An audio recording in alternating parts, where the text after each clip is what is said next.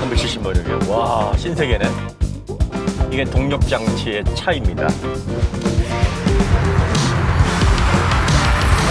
안녕하세요. 오토교 김정현입니다. 제네시스 G80 EV 정식 시승기입니다. 사전에 프리뷰 형식으로 시승기 이외의 것들은 다 풀어냈으니까 상품성에 대해서 한번 얘기를 해보겠습니다. 8,281만 원인데 추가되는 옵션이 뭐가 있냐면요. 일단 기본적으로 알루미늄 트림으로 장식이 되어 있고, 여기 이제 고성능 모델이다 보니까 전자 서스펜션이 들어가는데 요게 3.5로 선택해야 들어가는 거죠. 그 다음에 4P 퍼포먼스 브레이크 들어갑니다. 그 다음에 렉시콘 17 오디오 시스템이 들어가는데, 원래 제네시스 내연기관에는 18 스피커 시스템인데 하나가 빠져요. 거기에 들어가면서 이제 액티브 노이즈 컨트롤 들어갑니다. 명칭이 다르죠? 현대에서는? 안티 노이즈 컨트롤 로드라고 합니다. 서로 업체마다 이렇게 비슷한 기술을 다른 명식으로 사용을 하는 그런 경우가 있어요. 대표적인 게 그 스톱앤고죠. 네, ISG. 네, 아이들링, 스탑앤고 이렇게도 사용을 하고 그렇습니다. 그 다음에 이제 가장 여기에서 문제가 됐던 게 기본 가격에 팜플러 패키지가 빠져 있다. 팜플러 패키지는 누구나도 제네시스를 구입하면 선택을 하는 건데 이게 너무한 거 아니냐? 그거 어떻게 생각해요, PD는? 너무한 건가? 이럴 땐 그냥 너무했다 그래야 돼. 왜냐면 너무했다고 안 하면 야, 왜 현대편 들어 그러지? 너무하네. 너무하네. 그냥 여기다 붙여줘야지. 그 다음에 270만 원인데 시그니처 디자인 셀렉션. 요게 내연기관 같은 경우에는 300만 원으로 좀 비싸죠. 2에 해당하는 옵션이 들어가 있으니까 300만 원. 약간 좀 저렴한 거니. 그러니까 이게 왜냐면은 기본적으로 좀 고급스러운 게 기본 바탕에 세팅이 되어 있기 때문에 시그니처 디자인 셀렉션도 약간 좀 가격이 내려가는 거죠. 그 때문에 어쨌든 그런 거 감안을 해보면 단순히 전동화만 이루어놓고 기본 가격을 높게 받았다, 그건 아닌 거죠.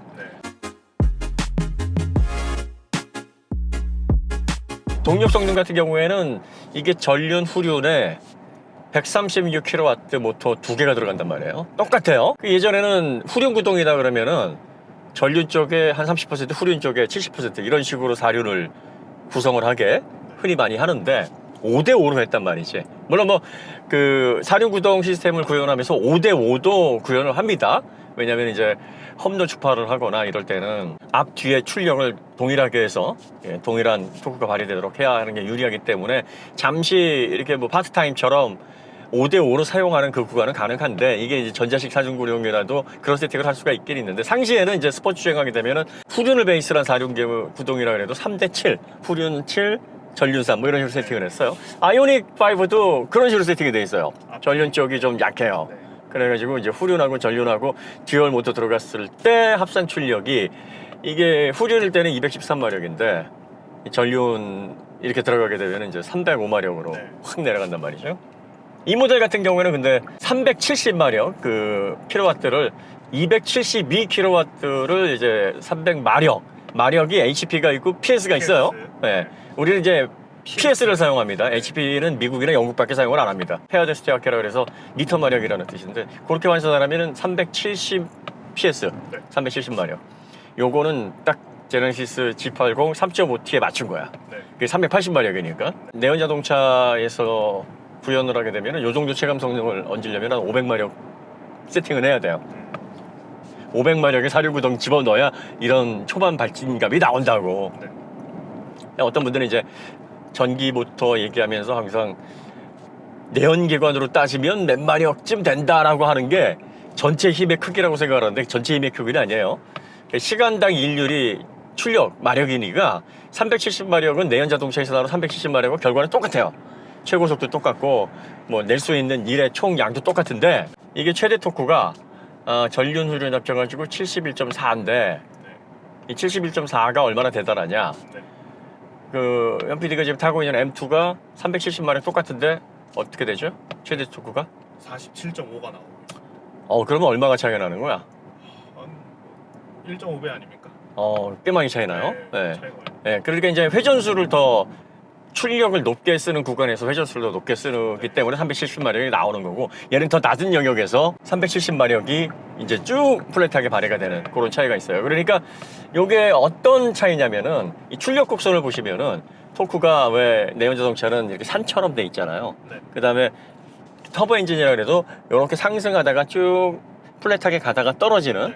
근데 지금 이 전기 모터 같은 경우에는 그냥 출발서부터 맨 위에 최대 토크가 가다가 한 4,000쯤 돼서 3,500, 4,000쯤 돼서 약간씩 이렇게 떨어지기 시작을 해요. 그것도 뭐 내연 자동차처럼 훅 떨어지는 게 아니라 이렇게 비율적으로 좀 만만하게 떨어집니다.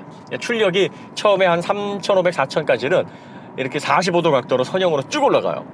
이런 차이가 있어요. 그러니까 370마력의 출력을 끄집어낼 때 훨씬 더 편안하게, 더 가열차게, 박진감 넘치게 쓸 수 있다라는 그 장점이 있으니까 보통 370마력의 전기 모터 성능이 구현된 전동화 자동차를 타고서 사람들이 뭐라 그러냐면 다 이래요. 이게 370마력이야? 와, 신세계네. 이게 동력 장치의 차이입니다. 20km에서 딱 맞춰보고 밟으면 그냥 쭉 하고 이렇게 나가요. 이렇게 쭉 하고 제로백. 이런 식으로 아주 뭐 370마력이 사실 2.3톤이 넘어가는 차에서 이 정도 성능이 나올 수가 없거든요. 안 나와요. 못 나와요. 그런데 이게 이런 식으로 나온다. 그 다음에 재밌는 거는 이제 앞뒤 출력이 동일해요. 동일하니까 이 전기 모터 특성상 앞쪽에서 막 잡아주고 뒤쪽에서도 밀어주고 하니까 이 체감 성능이 더 좋은 것 같아요.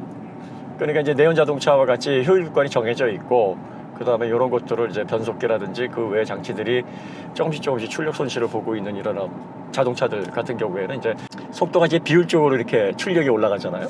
뭐 이런 차들 같은 경우에는 이제 뒤쪽, 후륜구동 쪽은 뒤쪽에 좀 더 비중을 두고, 전륜구동 쪽은 앞쪽에 좀 비중을 두고, 이런 식으로 해서 세팅을 하는 게 최적의 세팅이다 이렇게 여겨졌는데, 그냥 전기 모터는 앞뒤 그냥 똑같이 네 바퀴 모두 다 스퀘어로 해가지고 밀고 나가면 아주 뭐 기가 막힌 체감 성능을 맛볼 수 있을 것 같아요.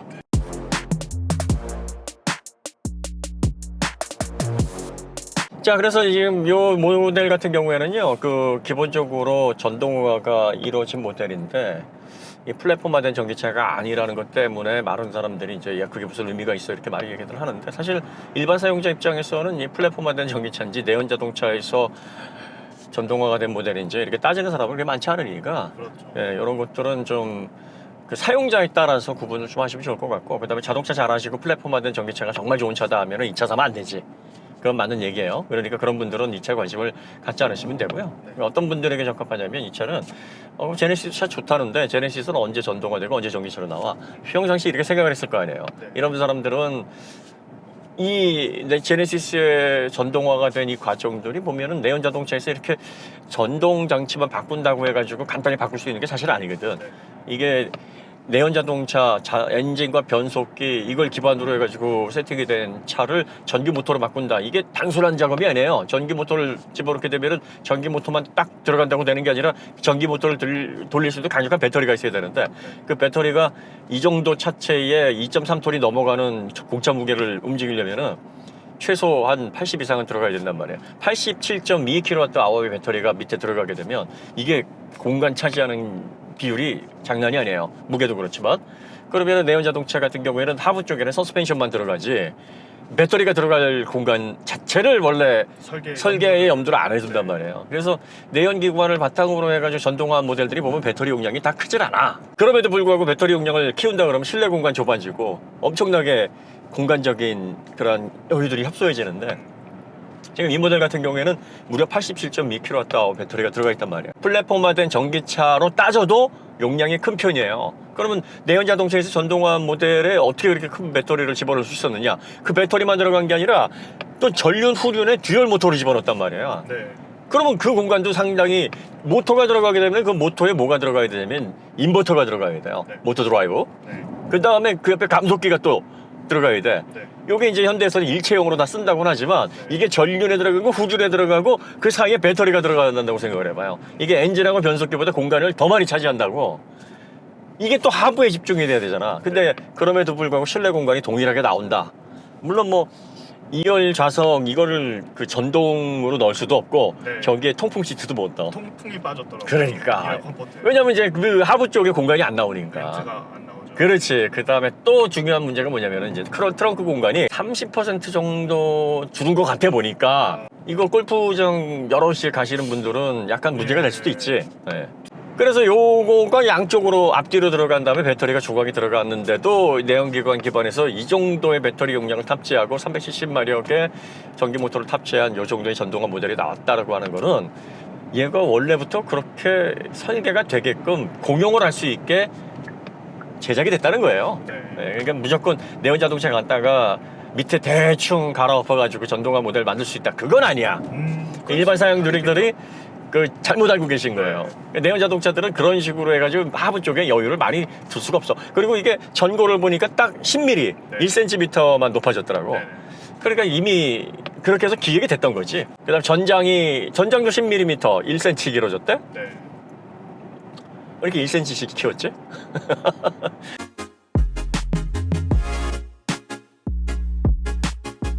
차체 강성을 17%를 높였다. 네.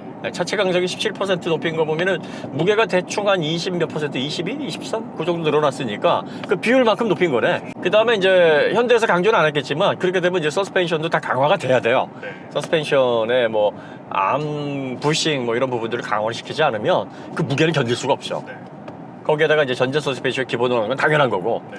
그 다음에 무거운 중량이 아무래도 이제 제동할 때 앞쪽에 부담을 많이 쓰니까 포피 브레이크가 들어가야 돼. 모노블록 브레이크가 들어가야 된단 말이에요. 이런 것들을 기본으로 설정을 한 상황에서 그 다음에 이제 전기차가 조용하니까 네. 전기차는 소음이 없잖아. 네. 그러면은 또 여기 그 차원 그래스가 앞뒤로 다 들어가 있단 말이지. 네. 그럼 이거는 기가 막힌 음악 감상 공간이니까 기본으로 17 렉시콘 오디오를 또 집어넣었단 말이야. 17 스피커. 이것도 감각 있는 구성이란 말이지. 액티브 노이즈 컨트롤 때문에 기본으로 들어간 거 아닐까요?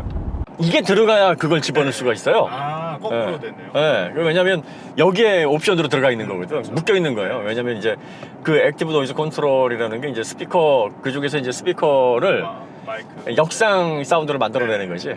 그래서 외부에서 이렇게 오는 사운드를 이렇게 충돌시켜. 네. 그러니까 우리가 이렇게 생각하면 돼요. 이 내연 자동차가 하부 소음이 왜 전기차보다 덜 들리게 되냐면 엔진에서 들어오는 소음과 하부에서 들어오는 소음이 일정 부분 부딪혀가지고 상쇄되는 부분이 있단 말이야. 그리고 여기에서 오는 화이트 노이즈 때문에 아래에서 오는 소음이 좀 덜 도드라지게 느끼는데 얘는 엔진 소음이 없잖아요. 없으니까. 이게 밑에가 확 올라오는 것 같은 거지. 그래가지고 전기차 타면은 밑에 소음이 왜 이렇게 구동 소음이 많이 들리지? 아이오닉 5가 특히 그러잖아. 아, 얘는 지금 하부 쪽에 흡음재가 많이 돼 있어서 고급차라서. 예, 별로 그런 소음이 좀 도드라지지 않는데 아이오닉 5는 시끄럽다고. 모델 3, 모델 Y도 시끄러워. 그렇죠. 시끄러워. 여기에서 이제 파퓰러 패키지는 꼭 들어가야 되니까 파퓰러 패키지 들어가야 되고 그다음에 시그니처 디자인 셀렉션까지 넣으면 9천만 원이야. 네. 근데 이번 네, 네. 그 전동화 모델의 파퓰러 패키지는 드라이빙 어시스턴트 2가 포함되어 있어서 가성비가 좋다고 저는 느껴지더라고요. 그지. 이게 네. 드라이빙 어시스턴트 2를 이렇게 딱 집어넣으니까 네. 막히는 구간에서 멈췄는데 네. 지가 또 멈췄다가 가더라. 물론 일정 시간이 지나면은 네. 또 튕겨줘야 되는데 해줘야죠.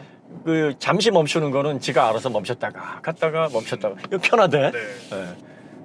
예. 그런 차이가 좀 있습니다. 그리고 내연 자동차랑 이렇게 대충 비교를 해보시면 옵션 차이가 그래도 꽤 나요. 그 현대도 양심이 있지. 이게 전동화 됐다 그래서 무조건 가격 올리고 기본으로 하게 되면은 욕 먹잖아.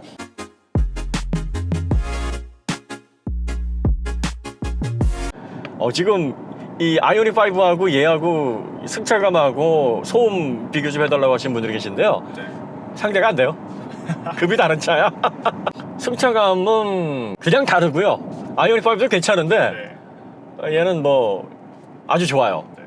그러니까 둘이 비교를 한다 그러면은 빕스 스테이크와 그 정통 그 미슐랭 끝까지는 아닌데 같은 집안에서 나도 뭐 미슐랭까지라고 보기엔 좀 그런데 어쨌든 그래요. 그러니까 최고급 격식 있는 스테이크와 네. 뭐 패밀리 레스토랑의 뭐 스테이크 정도 차이가 좀 많이 나네요. 그다음에 소음도 그 정도 차이 납니다. 급이 다른 차다 이렇게 보시면 되는데 실내 공간은 뭐 아이오닉 5가 월등하죠. 얘는 이제 플랫폼화된 전기, 플랫폼화되지 않은 전기차의 단점이 실내 공간 또 공간 허비 이런 거예요.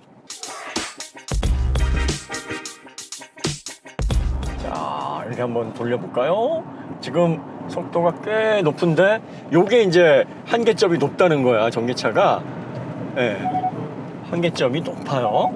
이렇게 회전할 때 보면은 내연 자동차에 비해서 거동의 한계점을 넘어갔을 때 컨트롤은 되게 힘들어요. 이게 공차 중량이 워낙 많이 나가니까. 그런데 한계점 자체가 높아. 그리고 일반 사용자들은 일반적인 주행을 할 때 보통 일반적으로 컨트롤을 상실하는 그런 국가들 좀처럼 만나기가 쉽지가 않아요.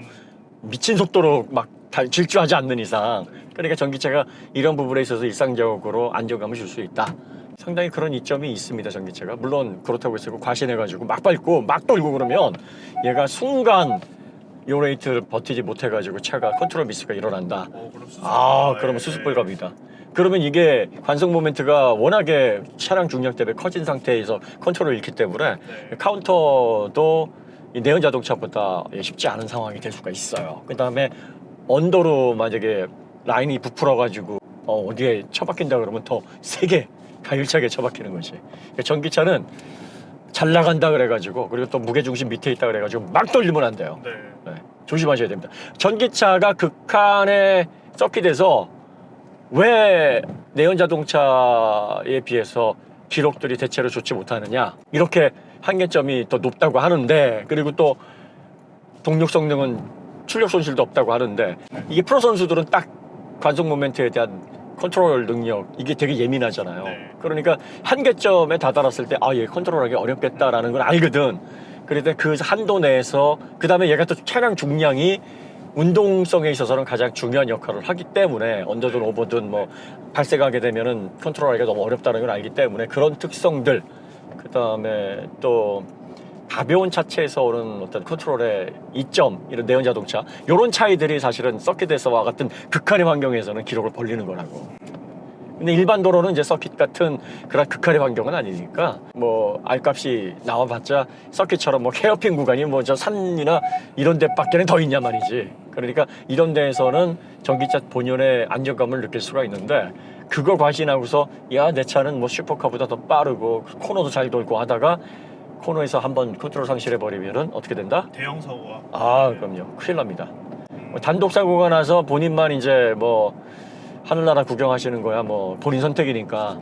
그런데 다른 차들에게 피해를 주거나 이러면 안 되니까 여러분들 본인 생명도 중요하지만 조심하셔야 됩니다. 이 전기차 타시는 분들에게 항상 강조를 하는 부분이 바로 그 부분이에요. 갈수록 출력은 세지고 무게중심 밑에 있으니까 웬만큼 돌려도 잘 돌아가는 거니까 본인 운전 잘하는 것 같이 착각이 좀 들기도 하고, 뭐 이런 여러 가지 복합적인 생각이 작용을 해서 처음에는 좀 조심조심하다가 이제 좀 익숙해지면 한번 밟아볼까? 그래서 막 하다가 이제 와 돌자 그러다가 이제 가시는 거지.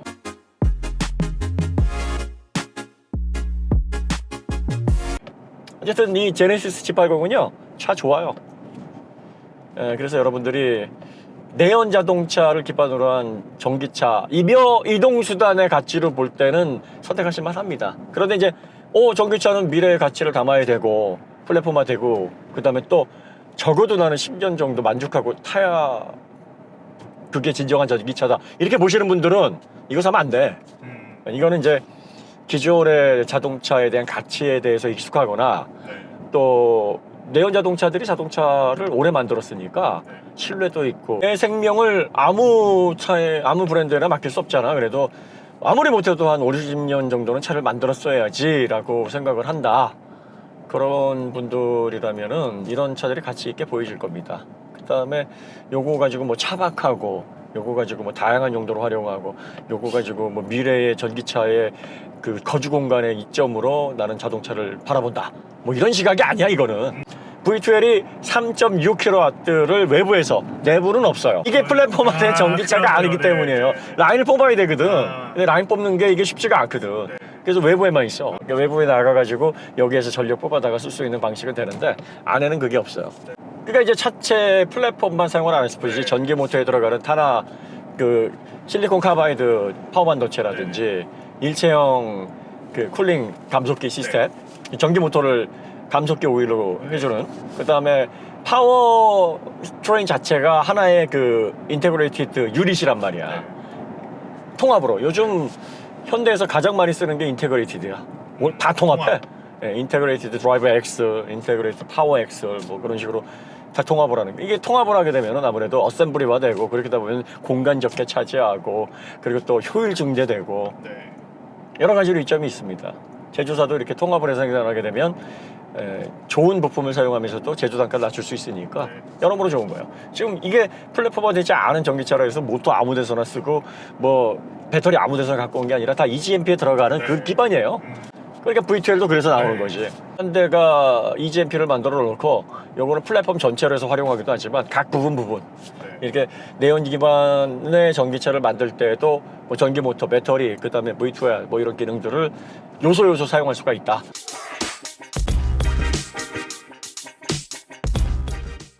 그러니까 여러분들이 결정하실 건 나는 플랫폼화된 전기차가 좋아해서 플랫폼화된 전기차가 나올 때까지 기다리거나 아니면 지금 몇 종 안 나와 있는 것 중에 선택을 하시거나 아니면 뭐 난 내연 자동차 지금까지 몇십 년 동안 이용했는데 전기차도 내연 자동차 기반으로 나오면 난 좋겠어. 그냥 난 이동수단으로서 이동수단의 편의성에 끝판왕에 도달해 있는 차면 돼. 더 이상 더 확장된 유저 익스피리언스 난 별 관심이 없어 하시는 분에게는 뭐 괜찮아요. 물론 그런 분들에게도 이제 8,281만 원을 지불할 수 있는 그런 환경에 있는 분들이 선택을 하셔야 되겠죠. 하지만 이제 야 제네시스면은 한 6,500 정도면 적당한 거 아니야? 그럼 이거 사시면 안 되지. 내연 자동차로 가셔야 되죠. 아직은 내연 자동차가 앞으로 한 2030년까지는 그래도 우리 가치를 완벽하게 잃어가거나 아니면은 뭐 야 그거 왜 사냐 이런 식의 비아냥은 듣지는 않을 거니까 뭐 내연 자동차를 구입하신다고 해가지고 뭐 크게 뭐 아우 이거 나 진짜 왜 사가지고 내가 이렇게 고통을 받을까 이런 생각은 안 하실 텐데 이제 시간이 지날수록 아무래도 이제 전동화 모델에 대해서 많은 사람들이 이제 전환이 되고 또 사회 전반적으로 또 지식이 또 업데이트가 되면서 전기차가 좋더라 뭐 이런 생각이 좀 확산이 되고 그 다음에 환경에 대한 인식이 생길수록 내연 자동차 그때 사지 말 걸 그랬나 라는 생각이 좀 더 강해지겠지. 네, 그러니까 전기차 같은 경우에는 지금 초반에 충전 인프라도 불편하고 여러 가지 뭐 문제점들 이용할 때 편리함보다 사실 불편한 부분이 더 많을 수 있죠. 하지만 그 편리한 부분들이 상당히 사람들에게 이동 수단으로서 엄청난 즐거움을 주는 부분들이라서 이 모델 같은 경우에는 얼마나 조용해. 얼마나 체감 성능이 좋아요. 370마력에서 구현되는 거의 끝판의 경험을 할 수 있게 해주잖아. 그 기대 내에서는. 내연 자동차의 가치를 중요하게 생각하시는 분들이 전기차에 관심을 갖고 내연 자동차에서 더 진보된, 더 조용하고 더 승차감 좋고 더 고급스러운 느낌의 그런 어떤 조율이 잘 돼 있는 전기차 뭐 없을까 찾으시는 분들에게는 사실 얘가 가장 적당한 모델이지 않을까 싶어요. 사실 전기차인데 내연 자동차 기반으로 된 전기차를 1억 넘게 주고 사는 건 좀 그렇잖아. 아무리 프리미엄이라도. 그런데 메르세데스 벤츠나 BMW 1억이 넘어갈 거란 말이지. 그래서 사실 거기에서 나오는 전기차도 얘보다 좋을 것 같지는 않아. 내연 자동차를 기반으로 해서 만든 거는. 플랫폼화된 전기차는 모르겠지만 그렇게 따지면은 어차피 동력 성능이나 엔진 이런 성능, 변속기 성능 이런 것들은 이제 다 리셋돼가지고 전기 모터, 배터리, 그 다음에 실리콘 카바이드 뭐 인버터라든지 뭐 파워트레인 인테그레이티드 유닛 이런 것들을 가장 먼저 잘 만든 이런 업체들의 전동화 모델이 사실은 가치가 있는 건데 이 부분에 있어서 현대가 앞서가고 있단 말이지. 레거시 업체 중에서는 벤츠, BMW보다 더 앞서가서 플랫폼화된 전기차를 내놨단 말이에요. 그러니까 그 기술을 여기에다가 상당 부분 파워트레인 부분을 녹여냈다라는 거는 그들이 만들어내는 전통적인 그 내연 자동차 업체들이 만들어내는 이 내연 기반을 바탕으로 한 전동화 모델 가운데서는 얘가 완성도가 높을 수밖에 없다는 거죠. 이렇게 보시면 돼요. 그러면서도 가격은 S클래스라든지 뭐 7시리즈 전동화 모델에 비해서 훨씬 더 저렴하게 거의 S클래스를 기반으로 한 전동화 모델이 만약에 나오면 걔도 2억 할 거란 말이지. 그거 2억 주고 사느니 이거 8,280만 원 옵션 좀 넣어가지고 한 9,000, 한 1, 200만 원으로 이거 사는 게 낫지 않을까? 뭐 그런 생각을 하게 되면 벤츠 좋아하시는 분이 무슨 햇소리냐 이렇게 생각하실래나? 어쨌든 뭐 그렇습니다. 그래서 이거는 이제 시승기가 그 장점 위주, 이점 위주, 그 다음에 특징 위주입니다. 그래서 이렇게 정리하시면 되고요. 단점은 이제 그 다음 편에서 저희가 말씀드릴게요. 이제 다음 편은 단점입니다. 이 전기차 제네시스 G80 EV에 대한 단점 뭐가 있는가 그거를 이제 총체적으로 한번 말씀을 드리도록 하겠습니다. 그럼 1부는 여기서 마치도록 하고요. 2부 시승기로 다시 돌아오도록 하겠습니다. 감사합니다. 감사합니다.